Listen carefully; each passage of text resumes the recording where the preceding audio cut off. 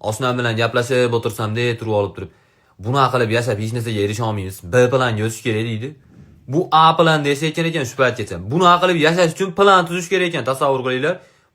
Bu planli hayot bo'lsa, plansiz hayoti isnot bilan falokat uyg'unligi degan kitob yozsa bo'laveradiganini tushunasizmi? Bu qanday bu hayotni planli deyish mumkin? Luboy bitta umrbodga 5-6 ta statya bilan qamalgan odamni suddagi ayblovlarni bunday o'qib turib, "Mana bolani tarjimai holimikin" deb qo'yasiz. Mana bolani yashagan umri haqida gap ketyapti deb. Ammo oilasi shunaqa tinch oila, shunaqa yaxshi insonlar ota-onasi to'g'risida, shunaqa tinch, bizni Telegram gruppadan ham tinchda oilasi.